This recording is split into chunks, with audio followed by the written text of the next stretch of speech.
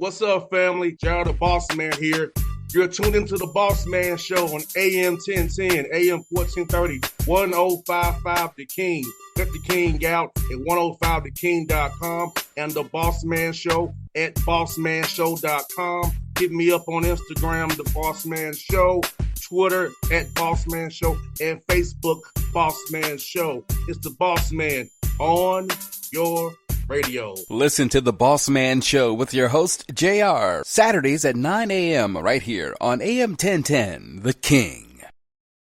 BS3 Network, changing the way you watch TV. Yes, BS3 Network, changing the way you watch TV, covering content and hot topics from A to Z, sports, music, society and culture, movie reviews, you name it, we have it. Check it out on bs3network.com or check us out on Roku, BS3 TV on Roku, as well as check out your favorite podcast on all podcast platforms or Spreaker.com/BS3 Network. You are now tuned to BS3 Network.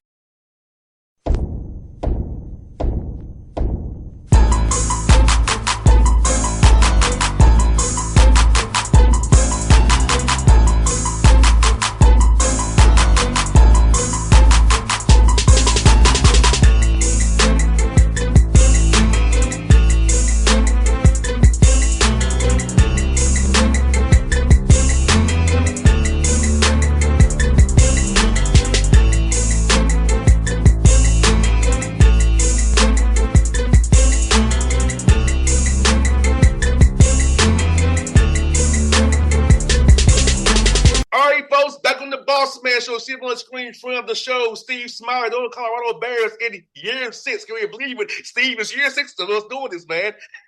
6 years. It feels, boss, man, like we were doing this the first time, about 6 months ago. It's been 6 years. COVID, man. COVID.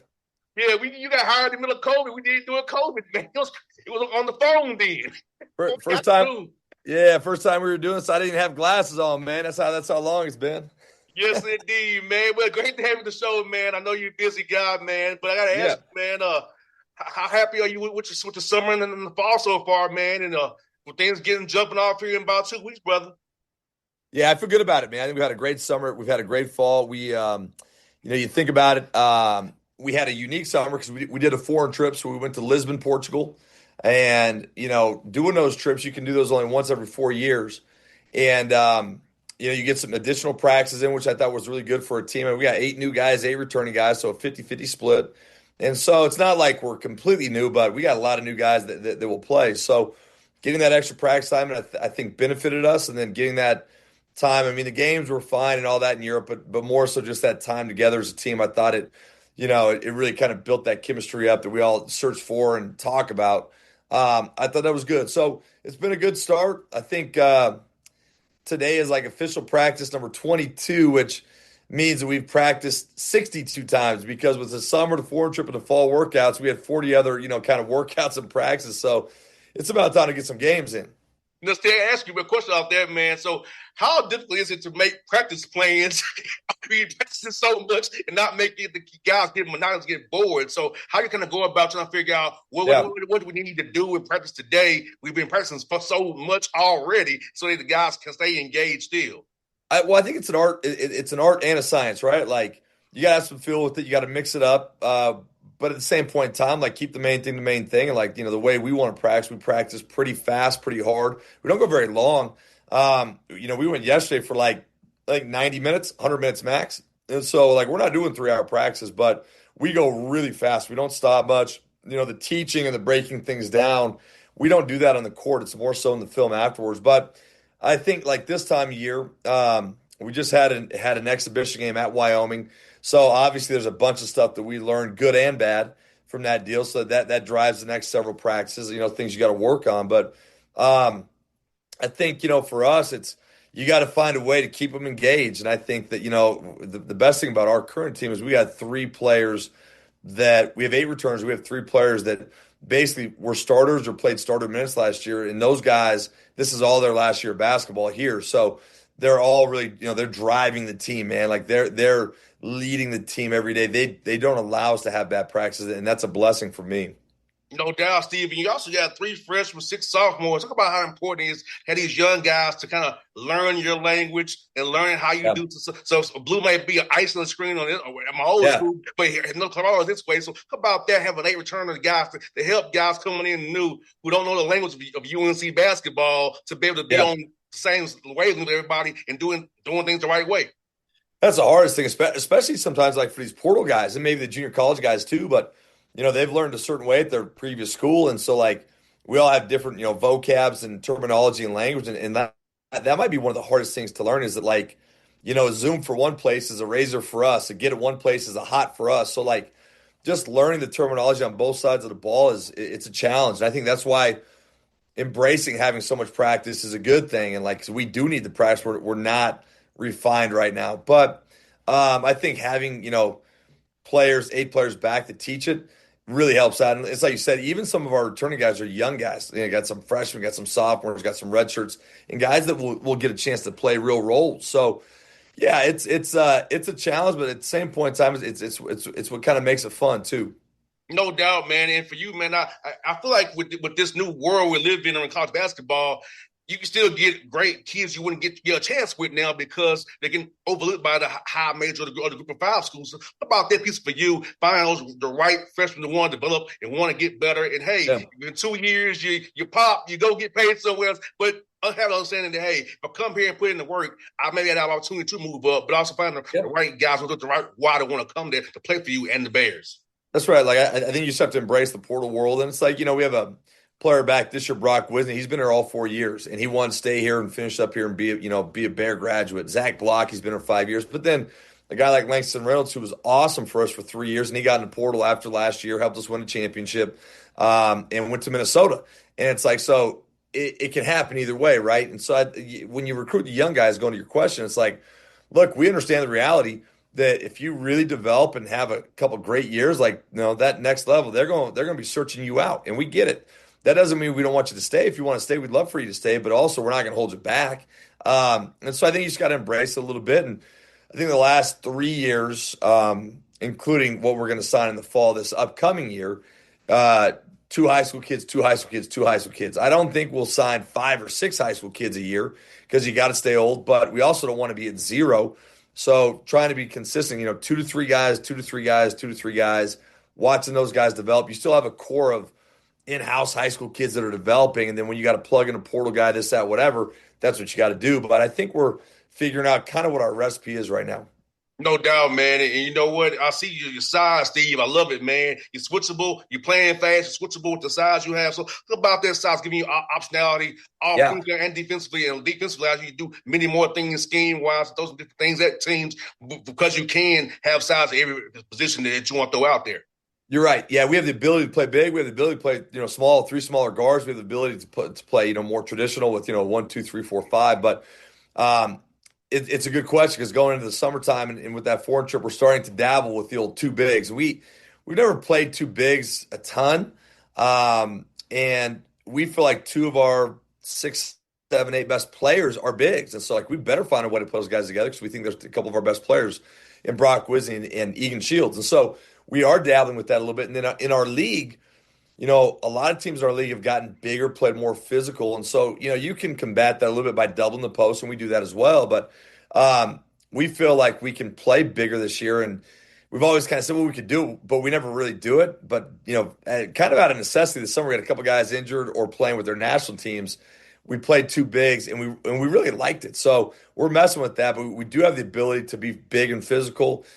We can play smaller if we need to. I think we have some ability to really, some pliability, I guess is the word, right? We're pliable. We can do some different things with this roster for sure. No doubt, and it gives you more answers. So if you have, say it's not going your way the first game, the first plan is working plan B, plan C, and plan D, because I feel like if you have optionality and pliability and the games get tough, you can turn to certain situations and, hey, let's throw this at you. And that's it. It works. I feel like when those 3 days where it counts in Boise, it comes in handy. I agree. And it's a good spot to be in. And, knock on wood, we're still pretty healthy.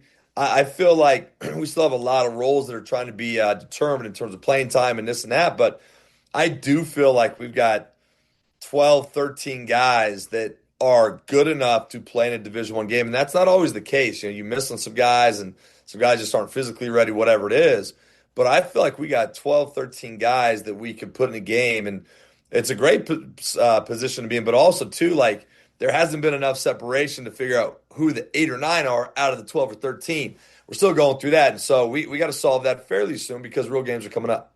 No doubt, man. I noticed that you playing Wyoming in the exhibition. They play in the beginning. Yeah. In the real season, man. So it's good to kind of see them again twice. Talk about that for your team, man. I know back in the day, I used to hate looking at the same jersey all the time. So for your guys can see a different jersey, different color, man. How cool was it for you guys finally get to do that? Finally, that was good, man. And we even had a secret scrimmage before that with another Division One team, and so that was not open to the public, no stats, no nothing. But we learned some stuff in that. Then we got a chance to go up. Played Wyoming, not in Laramie. That's where the University of Wyoming is, but we agreed Sundance and I to go play it in Gillette, Wyoming. So if you look at like Laramie's right here in I would call that the southwest part of the state. Gillette is way up here in the northeast corners and nowhere near each other. And they got a really rabid fan base because there's only one Division I school in the entire state. And so we agreed to do it up there. We played it at Gillette College, sold out arena. And they opened up like 300 more sold out standing room only tickets. The place was just a zoo. It was awesome. And so we played in as hostile of an arena as you'll probably see all year. And to do that in October in a game that didn't really matter, but it felt like it mattered, right? Like we learned so much. We lost at the buzzer. I was not happy that we lost, but the big picture was like we learned so much about our team. And you can play all these inter-squad scrimmages, which we do. You can play the secret scrimmages. But when you get fans in the stands and the bright lights turn on, you see a different side of some players, some for better, some for worse. And so you're just right now, all we're trying to do is accumulate data and knowledge on our guys. And are we playing the right guys or this and that? So we learned so much. I thought we did some good things, but we also got exposed. And I think we did the same thing to them too. But it was such a great opportunity to play a game that felt so real and to do it so early on. Now we got 2 more weeks before we can play a real game. And no doubt, now you have some tape to teach from. And talk about that, Steve, how important it's for young men to watch tape the right way. Because I know I'm big on watching tape the right way because that's how my father was. But showing young men what really watch for and really watch all 10 players and watch what's going on the weak side, not just where you are. Really watch the whole thing. Well, I think for us, it gets to the team, but also to the individual. Like we spend so much time on film, and we think it's a huge part of our player development too. And I think we've had a lot of success. People always come in and what's up with your player development and how are these guys going from, there's so many of those guys, Dalen, Dalton, Jaron Riley, St. Thomas. I could go on and on and on. Isaiah Hawthorne. How are these guys coming in and doing such a great job? Matt Johnson, all these guys that are in the pros. But anyways, I think a part of it is the film on an individual basis. So, we split our player development up, position groups. We have 4 coaches that do position groups. Coach, Houston Reed does the posts. Brett Klofel does the bigger wings, the bigger guards, smaller wings, Dondrell Campbell, and then Coach Dorian Green does the guards. And so the individual film, it's just like a soft frame. Like we explained to these kids in recruiting, like, hey, if you come in one time, we show you 50 clips. It's probably too much. And then we never show you another clip for another 2 weeks. Like that's not how you develop. It's just a soft, steady rain, right? So like whether it's in a game, but we also do it from practice too. Practice ends, the position coach might cut 5, 10, 15 clips, bring them up to the office, or just bring their laptop onto the court the next day, whatever it is, and just steadily show them, things they got to improve on individually. But then, to your question too, Bossman, is it's a 5-on-5 game, and understanding what everyone else is doing on your side and on the other side. And I think, like for me, going out of that Wyoming game, I cut so many dang clips. Like we can't show it to them all in one setting. We've already had 2 settings. We got 2 more, settings coming up, so that we can again. Steady rain. We have so much great film to teach on, some good, some bad. But I think it's the biggest thing. I think at this level, you would assume players do that all over the place. But to be honest, a lot of these guys that come in from Portal or JUCO, they're like, man, it wasn't this in depth at some of these other places. And so we take a lot of pride in that we think it's a great way to develop guys without as much wear and tear on the court. Now we still go on the court with those guys, but the wear and tear part's a real thing. Everyone's injured all the time. So, how can you get better without just all the body stuff, right? This is a great way to do it. Even in NBA, Steve, Pre-game, you got assistant coaches out there with their guys showing clips before the game, when that time on the court to warm up in the NBA. So when young men tell me they don't watch film with their old school, I'm like, what are your coach doing? Well, he's not watching what the pros do, the highest level of basketball, doing warm-ups. Right. Coaches out there with their guys showing clips after they warm up or after they warm up, when they go back in the locker room to get ready. They should be showing clips of something. That's right. That's exactly right. And I feel the same way. And so I think that, I've been at this level now. It's my 10th year here, and then 2 years at Weber State. For me, it started at Weber State when I was part of Randy Ray's staff, and same structure, same philosophy in terms of how it was broken up. And for me, like, I had guards and I had the young kids, and so I really enjoyed that, like the freshmen and redshirts, things like that.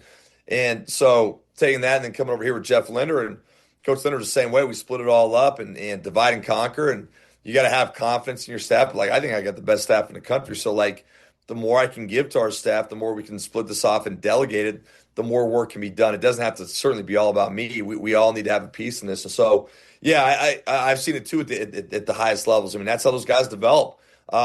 They play so many games, they can't wear and tear them too much in practice, but you can still get better with the film work. No doubt. Like I'll give you example. Like I told you, we open up Wednesday night. We're not going to practice on Thursday. We're going to me at the plane, go to Orlando, because you got OKC on Saturday on a back-to-back.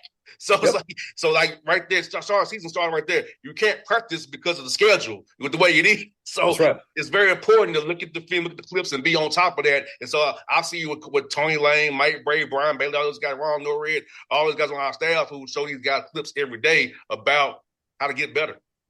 Well, for us, like, we try to always, build credibility, right? So, like, we show little hits in our meetings, like, the Netflix quarterback series, right? And you're watching how much, Jared Goff and Burrows are watching film by themselves. And then also with position coaches. And now Starting Five, season 2 just came out on Netflix, right? And so, like, for all the NBA guys, so it's like, I'll watch that stuff and I'll make notes of it. Then I'll just put it up on my laptop and say, hey, watch how Anthony Edwards watches film, right? Like, watch how this guy does this and that. And I think it builds credibility. Like, hey, these guys, the end game for every one of my players is they want to be a pro. And so to teach them how to be a pro and what these pros are doing, I think it just accentuates what we're trying to do too. But if you can show them examples like that, this is what the pros do. You want to be a pro. Let's get to this right now. And so I think it helps us as a team, but it also helps them out so much individually too. No doubt, Steve. I got 2 more for you, man. I see looking at the schedule, man, at the Big Sky Summit Challenge, a great situation you got going with the Summit League, and then full invitation with my man, Shante Leggins. It's funny. Every coach in that invitation will be a Marshall this week, which is hilarious. I ain't playing it that way, but it's nice. It's the truth for everybody that's going to be on the show this week. But look about the opportunity to play in that situation with Shante and those guys up there, man. Against good competition, man, at your level.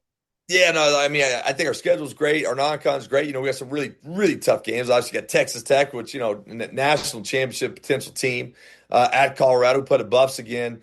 A ton of cool games. At Pepperdine, got Air Force, got DU. But to your point, the Big Sky Summit Challenge is great because we view it as 2 almost identical leagues, I think, when you look at it at the end of the year. And for us, what the 2 leagues do is they pair the best teams typically from the previous year. So, like, we got South Dakota, which was a 20-win team, but then we got Omaha, and Omaha won the Summit last year. So we won the Big Sky, shared it with Montana, and Omaha won the Summit. So us and Omaha, that's not an easy game. It's going to be brutal. So we got those guys, and then South Dakota comes here, and then, the Invitational in Portland with Shante and those guys. What a great opportunity. We got St. Thomas, which is another Summit League team, but they're just awesome. That's a tremendous team. We got Fullerton. We've never played Fullerton, so I'm excited for a new challenge there. And then, Coach Leggins, he's been in our league, and we're actually really good friends. And from back in the days when he was at Eastern Washington, and so to play Portland in that as well, what a great opportunity. So 3 games in 3 days, I feel really good about it. So it's going to be a really fun schedule for sure.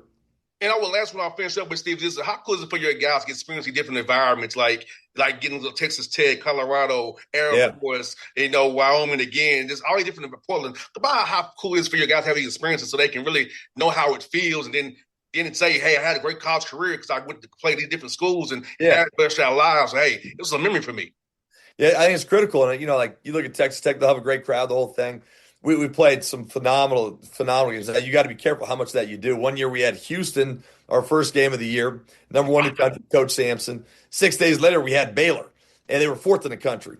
And so you can overdo it too, but you got to pay some bills out here as well. But having those hostile road environments, and I think just like trying to play some of those top tier teams, it's really fun. But going back to like the Wyoming game in Gillette, it was a real goal. The reason we wanted to do that is when we play our conference tournament, it's in Boise, Idaho. There's no Big Sky teams in Boise. It is a neutral court, right? It's a neutral arena. But what it's not a neutral atmosphere.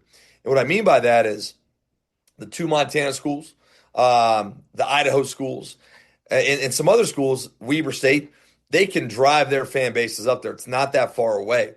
For us, it's so far away, we're not going to get a big crowd up there. So, like, we played Montana State and Coach Sprinkle in the championship, I think 4 years ago now. Neutral court, but not a neutral. It was packed with Montana State people. And then the same thing last year, with Montana, neutral court, but a ton of Montana fans up there. Now, we can't control that, so you got to embrace it. But, last year we went to Rapid City, South Dakota, to play South Dakota State. South Dakota State is not in Rapid City. They're in Brookings. But we agreed to play out in Rapid City. Awesome experience. It was a neutral court, but not a neutral environment, and we beat them. And I thought that gave our guys a lot of confidence, and to go into the Big Sky tournament. The same thing, playing Wyoming. Wyoming is in Laramie. We agreed to play them in Gillette. It was a neutral court. It was a junior college court, Gillette College.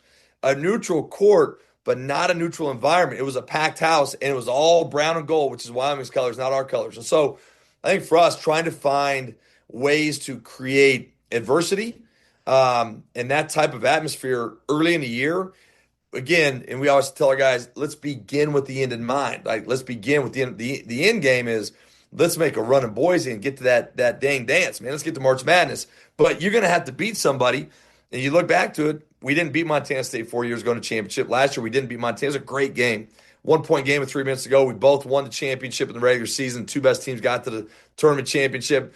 They got a couple more body blows in than we did, right? But we want to keep knocking on that door, but we will never be in a Big Sky championship game and have the environment advantage. Like, that's not what it's going to be. We're always going to have more of a road environment. So let's embrace that and find a way to get through that somehow. Steve, you know what's bad? I'm going to tell you this, man. I had a text ready to text you. Like, hey, man, let's get on the show. After I watched that game, I had a text ready for you, bro. I had a text ready to man, we were right there. Yeah, I was like, it hurt my soul. And I was had a text like really ready for you to say, hey, man, that's what's going to happen. It's the celebrate this thing. I would have hopped on gladly. Man. Yes, but Steve, this year. We're going to do this year, man. Yeah, man. Hey, man, just we got a picture in our program. It's this old school cartoon, and there's two miners, like these guys searching for diamonds, and you've seen it. It's this cartoon, and the one dude got so close to the diamond, but he gave up, man.